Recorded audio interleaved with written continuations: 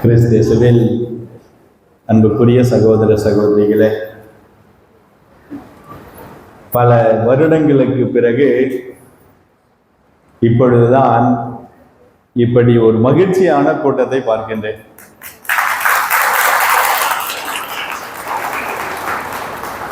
எல்லாருமே பாடுறீங்க, ரொம்ப மகிழ்ச்சியாக இருக்கின்றது. முதலில் உங்களுக்கு என் பாராட்டுக்களும், அடுத்ததாக தந்தை அக்டிவிஸ் அவர்களுக்கும் தந்தை இயேசுதுரை அவர்களுக்கும் என்னுடைய நன்றிகளை தெரிவித்துக் கொள்கிறேன். இந்த மெசியாவின் ஆன்மீக மையத்தை பற்றி நான் யூடியூப் அதில் பார்த்திருக்கின்றேன். தந்தை அவர்கள் ஒவ்வொரு நாளும் அந்த இறை செய்தியை கொடுக்கின்ற பொழுது அதை எடுத்து அந்த இறை செய்தியை எனதாக மாற்றி நான் மக்களுக்கு கொடுப்பேன். அப்படி தந்தை அவர்களை எனக்கு பல ஆண்டுகளாக தெரியும். தந்தை அவர்கள் சேத்துப்பட்டில் பங்கு தந்தையாக இருந்த பொழுது என்னுடைய பெற்றோர்கள் அவரிடம்தான் அடிக்கடி செல்வார்கள். ஒரு ஜுரம் அடிக்குதா, நான் அக்டோவியஸ் ஃபார்கிட்ட போனா சரியாயிடுவேன். தலைவலிக்குதா, நான் சேத்துப்பட்டுக்கு போனா சரியாயிடுவேன். நீங்களும் இந்த மறை மாவட்டத்தில் உள்ள மக்களும், ஏன் பல மறை மாவட்டங்களில் உள்ள மக்களும் தந்தை மீது வைத்திருக்கக்கூடிய நம்பிக்கை, நான் அங்கு போனால் எனக்கு நலமாகிவிடும். தந்தை அவர்கள் இந்த ஆண்டவன் மீது வைத்திருக்கக்கூடிய நம்பிக்கை, என்னை தேடி வரக்கூடிய மக்கள் கேட்கின்றதெல்லாம் இந்த ஆண்டவன் இவர்களுக்கு கொடுப்பார் என்று அவர் நம் கடவுள் மீது வைத்திருக்கக்கூடிய நம்பிக்கை. இந்த நம்பிக்கை தான் நம் எல்லோருக்குமே இன்றைக்கு வாழ்வு கொடுத்து கொண்டிருக்கின்றது. பழைய ஏற்பாட்டில் 12ஆம் அதிகாரத்தில் நாம் வாசிக்க கேட்போம். ஆபிரகாம் தன்னுடைய வீட்டில் அமர்ந்து கொண்டிருப்பார். அவரை அழைத்த இறைவன், உன்னுடைய நாட்டையும் வீட்டையும் இனத்தையும் எல்லாவற்றையும் விட்டுவிட்டு நான் காட்டுகின்ற ஒரு ஊருக்கு போய் என்று சொல்கின்றார். யோசித்து பாருங்கள், எப்படி நாம் எல்லாவற்றையும் விட்டுவிட்டு ஒரு தனியான ஒரு நாட்டிற்கு போக முடியும்? ஆனால் இந்த ஆபிரகாம் கடவுள் மீது வைத்திருந்த நம்பிக்கை, நான் எல்லாவற்றையும் விட்டு சென்றாலும் ஆண்டவன் எனக்கு வாழ்வு கொடுப்பார், என்னுடைய வாழ்வை நிம்மதியாக மாற்றுவார் என்று சொல்லி இந்த கடவுள் மீது வைத்திருந்த நம்பிக்கை அவருக்கு. ஆபிரகாமுக்கு முதிர்ந்த வயதில் ஒரு குழந்தை பிறக்கிறது. அந்த குழந்தை இங்கும் அங்குமாக ஓடி ஆடி விளையாடி கொண்டு இருக்கின்ற பொழுது ஆண்டவரின் தூதர் அவருக்கு தோன்றி, ஆபிரகாமே, நீ அன்பு செய்ய ஒரே மகனை எனக்கு பலி கொடுப்பாயா?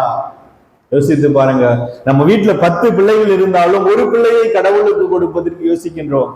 ஒரு பிள்ளையை சாமியாருக்கு கொடுப்பதற்கோ அருட்சகோதரி ஆவதற்கோ பலவாறு யோசிக்கின்றோம். ஆனால் இருக்கின்ற ஒரே ஒரு மகனை, முதிர்ந்த வயதில் கிடைத்த மகனை கடவுள் பலி கேட்கின்றார். அதுவும் என்னிடம் வந்து வாழ வேண்டும் என்று கடவுள் சொல்லவில்லை, நீ அன்பு செய்யும் ஒரே ஒரு மகனை எனக்கு பலி கொடுப்பாயா? ஆபிரகாம் மனதளவில் எவ்வளவு கஷ்டப்பட்டு இருப்பாரோ தெரியவில்லை. ஆனால் கடவுளுக்கு உடனே ஆம் என்று பதில் கொடுக்கின்றார். ஏன் என்று சொன்னால் கடவுள் மீது அவர் வைத்திருந்த நம்பிக்கை. இந்த குழந்தையை கடவுள் எடுத்துக்கொண்டாலும் எனக்கு இன்னும் நிறைய குழந்தைகளை கொடுப்பார் என்ற நம்பிக்கை வைத்திருந்தாரோ, அல்லது வேற ஏதாவது எனக்கு கிடைக்கும் என்று நம்பிக்கை வைத்திருந்தாரோ, ஆண்டவர் மீது வைத்திருந்த நம்பிக்கை. அந்த ஓரோப் என்ற மலைக்கு அழைத்து செல்கின்ற பொழுது மகன் தந்தையை பார்த்து கேட்கின்றான், அப்பா, விறகு கட்டைகள் இருக்கின்றது, பணியாளர்கள் இருக்கின்றார்கள், பலியிடுவதற்கான விலங்கு எங்கே என்று கேட்கின்றான். ஆபிரகாம் சொல்கின்றார், கடவுள் கொடுப்பார். கடவுள் மீது வைத்திருந்த மிகப்பெரிய நம்பிக்கை பாருங்களேன். 2வது முறையும் கேட்கின்றான், அதே பதிலை சொல்லுகின்றார். மலைக்கு அழைத்து சென்று விறகு கட்டைகளை எல்லாம் அடுக்கிவிட்டு தன்னுடைய மகனை பிடித்து கையும் காலையும் கட்டி அந்த விறகு கட்டையின் மீது வைக்கின்ற ஆபிரகாமுக்கு மனம் எவ்வாறெல்லாம் படபடத்திருக்கும். தான் அன்பு செய்த ஒரே மகனை, முதிர்ந்த வயதில் பெற்றெடுத்த மகனை பலி கொடுக்க போகின்றேனே, இனிமேல் இவனை பார்க்க முடியாது, இவனோடு வாழ முடியாது, இவனோடு பேச முடியாது. எப்படிப்பட்ட கஷ்டங்களை எல்லாம் அனுபவித்திருப்பார் ஆபிரகாம். இந்த கஷ்டங்களுக்கு எல்லாம் கடவுள் தருவார் என்ற நம்பிக்கையை கொண்டிருந்தார் ஆபிரகாம். தன்னுடைய மகனை கொல்வதற்காக கத்தி ஓங்குகின்ற பொழுது ஆண்டவருடைய தூதர் வந்து தடுக்கின்றார். ஆபிரகாமே, உன்னுடைய மகனை கொல்ல வேண்டாம், இதோ ஆடு இருக்குன்னு சொல்லி அந்த ஆட்டை பலி கொடுக்கின்றார். ஆபிரகாம் கடவுள் மீது வைத்திருந்த மிகப்பெரிய ஒரு நம்பிக்கை. விடுதலை பயண நூல் 3ஆம் அதிகாரத்தில் வாசிக்க கேட்போம். மோயிசன் காட்டில் ஆடு மேய்த்து கொண்டிருக்கின்றார். ஆடு மேய்த்துக் கொண்டிருக்கின்ற பொழுது ஒரு முட்புதர் பத்தி எரிகின்றது. ஆண்டவருடைய குரல் கேட்கின்றது, எகிப்தில் என் மக்கள் படும் துன்பங்களை என் கண்களால் கண்டேனே. அடிமை வேலை வாங்கும் அதிகாரிகளை முன்னிட்டு அவர்கள் எழுப்பும் கூக்குரலினுடைய காதுகளுக்கு எட்டியது. மோயிசா, என்னுடைய மக்களை விடுதலை செய்து வர வேண்டும். ஏற்கனவே அவர் அங்கு ஒருவனை கொன்றுவிட்டு இந்த நாட்டிற்கு வந்து ஆடு மேய்த்துக் கொண்டிருக்கின்றார். மோயிசன் கடவுள் முன்பாக 5 குறைகளை வைக்கின்றார். கடவுளை, எனக்கு பேச தெரியாது, நானோ திக்குவாயன், நீர் யார் என்று கேட்பார்கள், உன்னை அனுப்பியவர் யார் என்று கேட்பார்கள் என்று சொல்லி கடவுள் முன்னால் தன்னிடம் இருக்கக்கூடிய எல்லா குறைகளையும் வைக்கின்றார் மோயிசன். ஆனால் உன்னை அனுப்புகின்றவர் நானே என்று சொல்லி அனுப்புகின்றார்.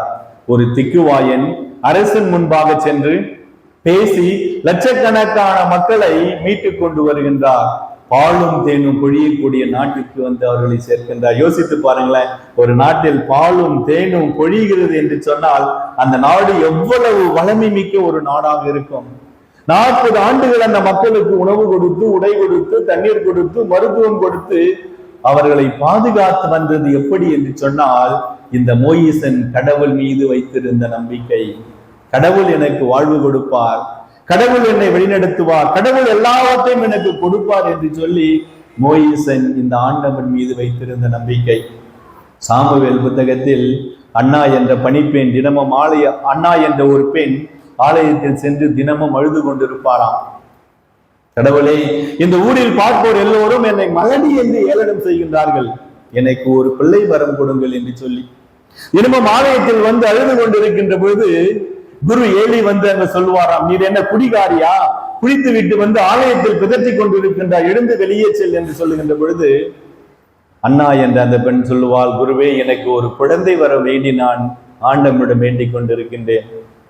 பல ஆண்டுகள் அழுது பெற்றெடுத்த குழந்தை தான் சாமுவேல். எனக்கு குழந்தை பெறக்கூடிய பாக்கியம் இல்லை என்று சொன்னாலும், எனக்கு வயதாகிவிட்டது என்று சொன்னாலும், இந்த கடவுள் மீது நான் வைத்திருக்கக்கூடிய நம்பிக்கை, இது மருத்துவத்தால் முடியாது, இது இயற்கையால் முடியாது, எப்படிப்பட்ட சூழ்நிலையாலும் முடியாது, ஆனாலும் கடவுள் எனக்கு கொடுப்பார் என்று நம்பிக்கை வைத்திருந்தாங்க. பார்த்தீங்களா அந்த அண்ணா? அவருக்கு ஒரு குழந்தையை கொடுக்கிறாருங்க. அந்த குழந்தையை கொண்டு போயிட்டு அவர் ஆலயத்தில் காணிக்கையாக கொடுத்து விடுகின்றார். இந்த சிறுவன் தான் ஆலயத்தில் தூங்கி கொண்டிருக்கின்ற பொழுது ஆண்டவர் அவரை சாமுவேல் என்று அழைக்கின்றார். அந்த குழந்தை எழுந்து குரு ஏலிடத்தில் ஓடி வருகிறது. குருவே, என்னை அழைத்தீரா? இல்லை, போய் தூங்கு. 2வது முறையும் அழைக்கின்றார். குருவே, என்னை அழைத்தீரா? இல்லை, போய் தூங்கு சொல்லி அனுப்புகின்றார். இன்னும் ஒரு முறை யாராவது உன்னை அழைத்தால் ஆண்டவனை பேசும் அடியே நான் கேட்கிறேன் என்று சொல்லி அனுப்புகின்றார். இன்னொரு முறையும் ஆண்டவன் அழைக்கின்றார். ஆண்டவன் அழைக்கின்ற பொழுது இந்த சிறுவன் சாமுவேல் பேசுகின்றார். ஆண்டவருடைய குரலை கேட்கின்றார். இப்படி இந்த தாய் இந்த ஆண்டவன் மீது வைத்திருந்த ஒரு நம்பிக்கை. இன்றைக்கு நற்செய்தி வாசகத்தில் வாசிக்க கேட்டோம், என்னுடைய பையனுக்கு வலிப்பு வருகிறது, உன்னுடைய சீடர்களிடத்தில் கொண்டு போனோம், அவர்களால் குணமாக்க முடியவில்லை, எப்படியாவது அவனை காப்பாற்றும். ஆண்டவன் இயேசு இவர்களும் இருக்கக்கூடிய அந்த குறைவான நம்பிக்கையை கடிந்து கொள்கின்றார். அன்புக்குரியவர்களே, இங்க இருக்கின்ற நாம் எல்லோருமே இந்த கடவுள் மீது நம்பிக்கை கொண்டு நமக்கு வாழ்வு கிடைக்க வேண்டும். நம்முடைய வீடுகளில் இன்றைக்கு எவ்வளவோ பிரச்சனைகள் இருக்கலாம், துன்பங்கள் இருக்கலாம், வேதனைகள் இருக்கலாம், மருத்துவர்களால் கைவிடப்பட்டு இருக்கலாம், குடும்பங்களில் ஒற்றுமை இல்லாமல் இருக்கலாம், பிள்ளைகள் படிக்காமல் இருக்கலாம், ஏகப்பட்ட பிரச்சனைகளோடு இந்த ஆண்டவனிடத்தில் வந்திருக்கிறோம். பார்த்தீங்களா? இந்த ஆண்டவன் மீது நம்பிக்கை வைப்போம். இந்த ஆண்டவன் மீது நம்பிக்கை வைத்தால் இது எல்லாமே நடக்கும். விவிலியத்தில் வருகின்ற எல்லா கதாபாத்திரங்களுமே ஆண்டவன் மீது நம்பிக்கை வைத்தவர்கள் தான். ஒரு காணிக்கை பாடல் வரும் பார்த்தீங்களா?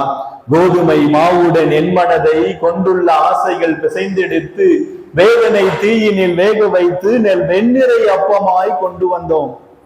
நம்முடைய வீட்டில் இருக்கக்கூடிய பிரச்சனைகள், துன்பங்கள், வேதனைகள், கலக்கங்கள், சண்டைகள், சச்சரவுகள், கடன் தொல்லைகள், குழந்தை பாக்கியம் இல்லாமை பிரச்சனைகள், அண்ணன் தம்பிகளுடைய சண்டை, ஒருவரை ஒருவர் ஏற்றுக்கொள்ளாமல், மன்னிக்காமல், இப்படி ஏகப்பட்ட பிரச்சனைகளோடு இந்த ஆண்டவனிடத்தில் வந்திருக்கிறோம். பார்த்தீங்களா?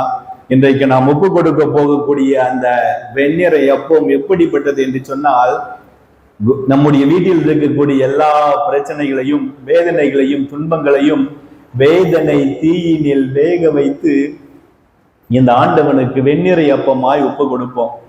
நம்முடைய கண்ணீரையும் கவலைகளையும் பார்க்கக்கூடிய இந்த கடவுள் நம்முடைய நம்பிக்கையை கண்ணோக்கி நமக்கு தேவையான எல்லாவற்றையும் கொடுப்பார் என்ற நம்பிக்கையில் இந்த பலியில் தொடர்ந்து பங்கெடுப்போம். இறைவன் உங்களையும் உங்கள் குடும்பங்களையும் ஆசீர்வதிப்பாராக.